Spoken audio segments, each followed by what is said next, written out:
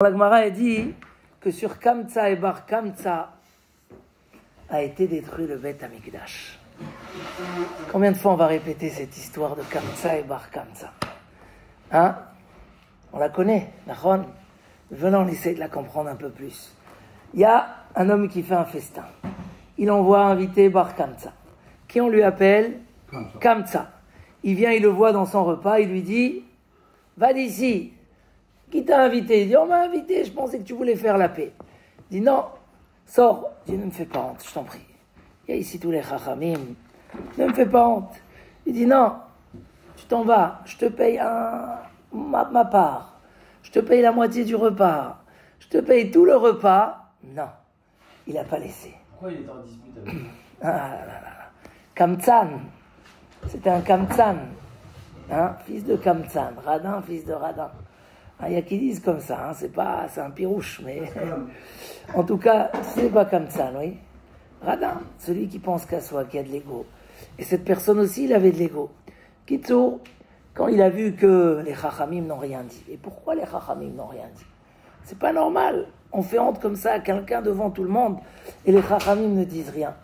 Alors lui, tellement il s'énerve, pas il décide de se venger, de jeter une pierre dans la maison de l'autre.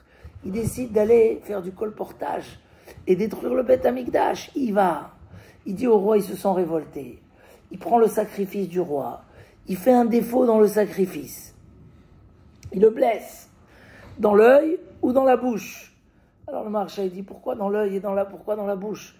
En tout cas, c'est un endroit, pour les goïms, c'est pas un défaut. C'est pas un problème chez eux, s'il y a ça. Chez le clan Israël, oui, c'est un grand problème. Pourquoi chez eux, c'est pas un problème? Et chez nous, c'est un problème. Tout ça, on verra dans la suite. Mais Kitsour, il vient. Et les Kohanim veulent sacrifier le Korban. Pourquoi?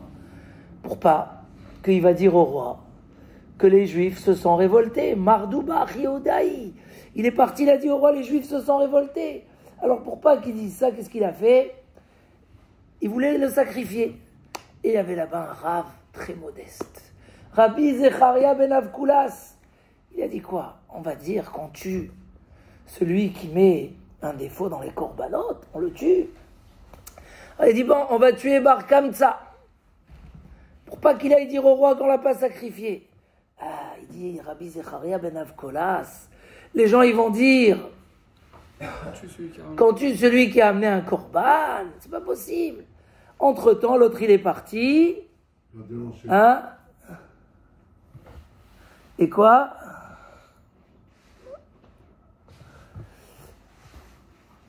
Qu'est-ce qui s'est passé? Il est parti dénoncer au roi. Il est parti dénoncer au roi. Il est parti dénoncer au roi. Et le roi, il a envoyé Aspasia, qui a assiégé Yerushalayim pendant 3 ans. Et ça va être le début de la destruction. Mais Rabotai, venez, on s'arrête déjà ici sur la première histoire. Qu'est-ce qui s'est passé, Ribono Shel Haolam? D'abord, si on parle de Kamtsa, c'est qu'il est fautif aussi, lui aussi. Hein? Alors oui, il y a qui disent qu'il est fautif, parce que tu laisses pas ton fils en dispute avec les gens. Tu vas faire la paix. La haine, elle était très haute, et il reste copain avec l'autre, et il fait rien. Comme ça, il y a qui disent, il y a 4-5 pirouchim comme ça pour expliquer. Si Kamtsa, si on parle de Kamtsa, on parlait de clan. Ah non, moi j'invite que ceux-là je veux pas, moi je suis que... Le fait qu'on parle de Kamtsa, c'est qu'il y avait des groupes, ils faisaient des groupes, ils étaient Bessina. Donc, son père, il était prêt à rester pendant que son fils... Ça, c'est une explication. Une deuxième explication, c'est que ça montre qu'il faisait des groupes et des clans. Il y avait Kamtsa d'un côté, Bar Kamtsa de l'autre côté. Il y avait une ambiance de Sina. Toi, tu fais partie des nôtres. Non, toi, tu fais pas partie des nôtres. Nous, on est la élite. Vous êtes la machin. Ça, même Kamtsa, il montre qu'il y avait un problème. Si on dit que Kamtsa, c'est Milachon Kamtsan, on peut comprendre quel ego il avait. Comment il est parti se venger, détruire tout Yerushalayim. On t'a fait honte, d'accord, mais il y a des limites à la vengeance. Tu te calmes pas, il a eu le temps pour se calmer. Il est parti, je sais pas s'il est pas parti jusqu'à Rome, et retourné. À l'époque, il n'y avait pas l'avion. Je sais pas combien de temps ça lui a pris tout son plan. Et il s'est pas calmé jusqu'à... Il avait la vengeance, la haine. On voit que la sinat rinam, c'est pas... Nous, on croit que c'est que les midot raot. Déjà, les midot raot, c'est très grave.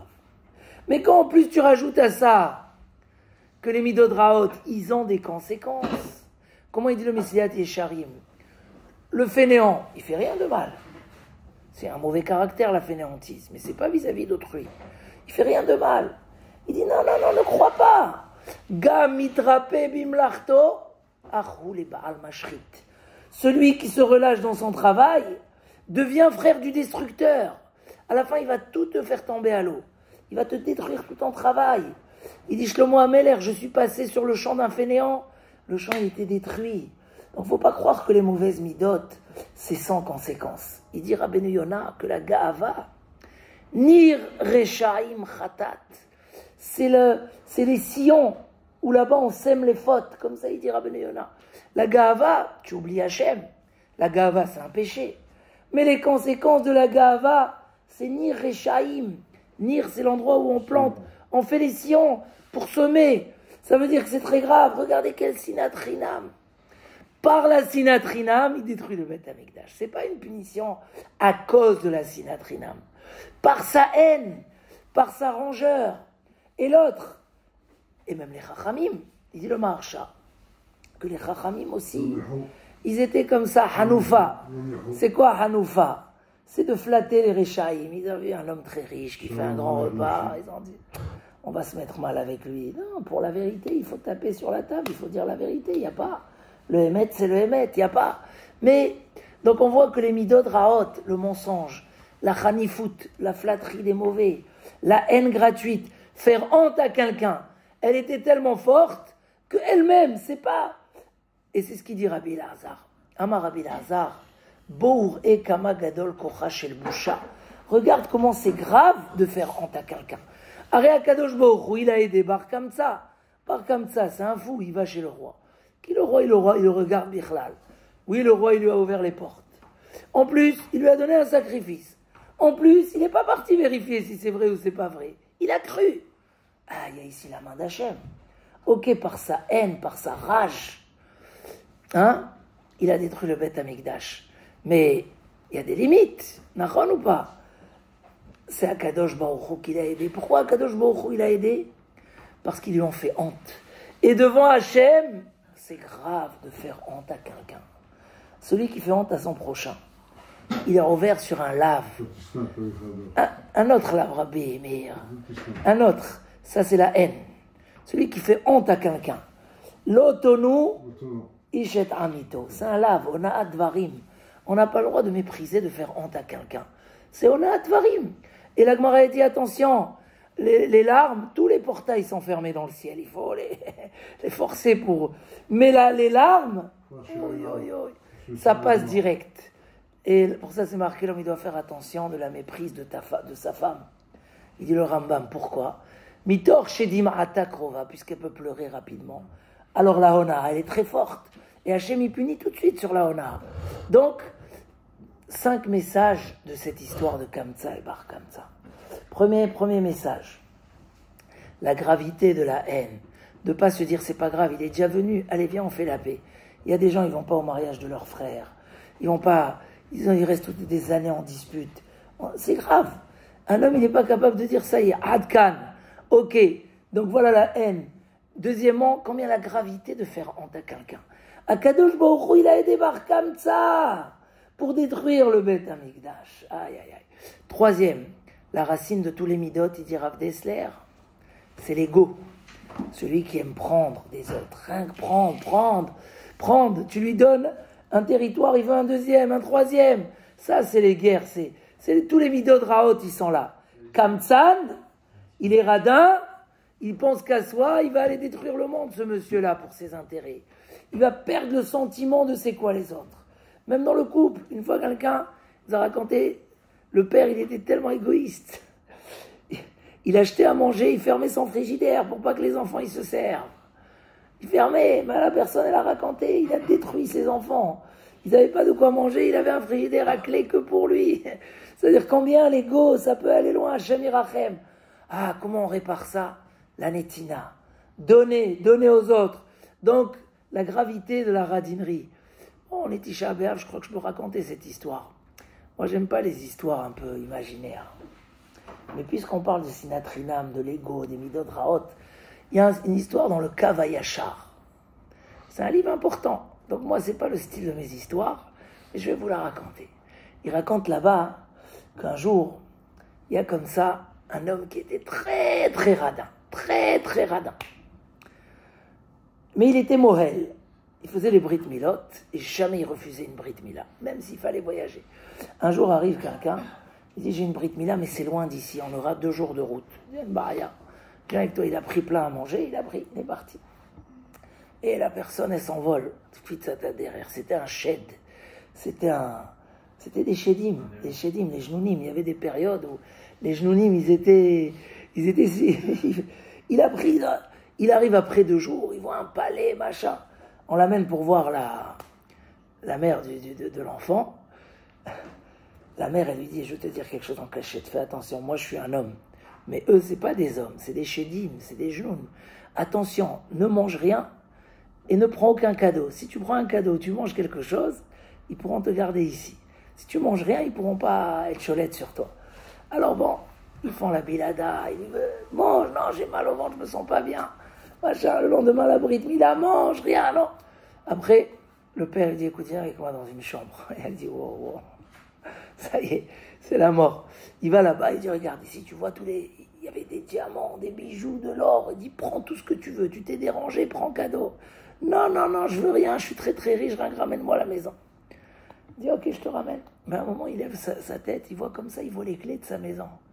Les clés de sa maison, les clés de ses coffres, tous ses clés à lui. Il dit, c'est tout, ils arrivent ces clés ici, c'est exactement mes clés. Il dit, oui, nous dans le ciel, on a la permission. Un homme qui est radin, qui ne fait pas de la tzedaka, alors on le prive, Hachem il le prive de la tzedaka. Tu veux pas? Alors ne donne pas. Tu ne pourras plus donner de ta vie. Alors il nous donne ces clés-là, et c'est nous qu'on les garde. Et son cœur, il reste serré. Gamarnou, Nigmar, il ne peut plus ouvrir son cœur. Il dit, maintenant vu que tu es venu pendant 2 jours et tout, je peux te rendre tes clés. Et maintenant tu vas revenir. Il a ramené chez lui à la maison, et depuis c'est devenu un homme d'une grande générosité. Parce que jusqu'à là, pas un qu'il était radin, mais on lui a donné. Vous avez vu pourquoi c'est pas le style de mes histoires, mais elle est racontée dans un Sefer Yachar. Donc même si je la prends comme une parabole, c'est que quand un homme il est radin, et il veut pas faire le Ikar de l'homme, c'est pour faire du bien à l'homme. Comme ça il dit Ravitzelem Ivalogine. Ikar tafkido shel adam baolam hazeh lehetiv leachrini. L'essentiel du rôle de l'homme, c'est de faire du bien aux autres. C'est pour ça qu'on a une mitzvah de se marier des enfants, et on a des parents à respecter, on a une keila, et on a Ikar. Le Ikar, c'est les hétives. Celui qui n'a pas ça, qu'est-ce qu'ils font du ciel? Il dit, tu veux pas? Alors ils prennent ses clés, et ils lui ferment le cœur, et il n'a plus de chance de faire des choses dans sa vie. Donc ça, c'est Kamtsan, c'est le 3e enseignement. Le 4e enseignement, c'est ce qu'il dit Rabbi Yochanan. Quand il voit cette histoire, il dit Ashrei Adam Mefached Tamid. Heureux est l'homme qui a peur. De quoi il a peur? Il dit le Messiah Yesharim, c'est assourd d'avoir peur. Celui qui a peur, c'est un fauteur. On doit avoir Bitachon Bachem. Le Rav qui allait avec son élève dans le marché, il a vu qu'il tremble, il y avait là-bas des Gazaouis, il avait très peur. Il lui a dit Hatat, tu es fauteur, tu n'as pas le droit d'avoir peur. Bitachon. Mais là, Mefached Tamid, il dit Rashi, lire Hot et Ta'atid, voir le futur, et s'inquiéter que ne sortent pas des erreurs de ses actions. Parce qu'à cause de Rabbi Zecharia ben Avkolas, sa modestie, elle a détruit notre Beth Amikdash. C'est quoi sa modestie? Il y a plusieurs pirouchim. Le Maharsha, il dit que Rabbi Zecharia, il était aussi au repas. Et il n'a rien fait. Il se sentait trop petit, à Nav, pour venir se mêler et dire, oh bah là-bas, écoute, il ne faut pas lui faire honte. Qui je suis? Alors à cause de cette modestie, ça a détruit le Beth Amikdash. Le pshat de la Gemara, c'est ce qu'il dit le Messiah Yesharim, que même un tzaddik, Gamour, des fois il doit avoir une pédagogie. Savoir, là il ne faut pas être trop sévère. Ce qu'on appelle Shimush Talmidei Chachamim. Apprendre des Talmidei Chachamim. Que des fois il faut... Bon, par exemple, ce matin on a sauté quelques keynotes, pas beaucoup. Mais que ça ne soit pas trop lourd pour les gens. Il y a des synagogues qui finissent à 2 heures, bien sûr. Pour des grands tzadikim, c'est important. Mais dans la vie aussi, des fois, quelqu'un vient au Beth Knesset, il a amené son téléphone avec lui. Mais c'est quelqu'un qui est de l'Ouest. Alors c'est vrai que ça nous dérange. Mais peut-être que si on le jette, on lui fait honte, il va plus Alors peut-être qu'il faut gérer les choses autrement, en décalé, quand on doit faire une reproche à quelqu'un, peut-être pas sur le moment. Il y a tout. Et Rabbi Zecha ben Avkolas n'a pas bien géré les choses. Il aurait dû réfléchir et prendre du courage et dire on le tue ce bar Kamsa, Racha, Merusha, Abale Orgecha, Ashkem le Orgo, celui qui veut te tuer, tu dois le tuer. Donc qu'est-ce qu'il fallait faire? Il fallait le tuer ce bar Kamsa. Il n'a pas assez pesé les choses. Et la dernière chose qu'on apprend de cette histoire, c'est ce qu'il dit Rabbi Yochanan, que toute l'histoire du Churban Bet Hamikdash, c'est parce qu'il manquait justement Ezeu Chacham Haroé Tanolad. Toujours être celui qui voit le futur. Un homme, il s'est accroché en pleine vacances avec sa femme. Et il se fâche, il dit « Ah, je m'en vais !» Il va au Bet Knesset, il dit du Teilim. Mais entre-temps, il gâche 2 jours de vacances. Parce que s'il avait dit « Bon, c'est pas grave, Hatati, elle est un peu fatiguée. » Mais Rila, dans la vie, il faut apprendre à voir le futur. Et même cet homme-là, il aurait vu le futur, il n'aurait pas... Kabar Kamsa, il aurait dit, bon, je vais aller voir les Chachamim, je vais leur parler du sujet. Des fois, il y a un homme, il se fâche, il perd à cause de ça sa keila, il perd ses amis, il perd sa famille. Va, comme il dit le Rambam, lotisna et achicha bilvavecha, ne déteste pas ton prochain, ocheach tocheach et amitecha. Va lui reprocher. La Gemara, elle n'a pas demandé que tu sois le pigeon de l'histoire. La Torah, elle a juste demandé que quoi? Que tu ailles le voir. Enlève la haine. Dis Gamzou Tova, à Kol Mina Shamaim, calme-toi totalement, oublie, enlève la rancune, et là tu vas le voir. S'il te plaît, ne me prends plus ma place de parking. Après, ça me fait des problèmes, sois gentil. Et l'histoire, elle est terminée, Nikbar. Va le voir. Ça, c'est, il dit Rabbi Yochanan. Quand je vois l'histoire de la destruction du temple, je vois qu'ils étaient trop fiers d'eux, et ils faisaient les choses avec beaucoup. Et donc, ça a amené la destruction du Beth Amikdash. Encore un petit morceau, si vous avez de la patience, ceux qui veulent partir.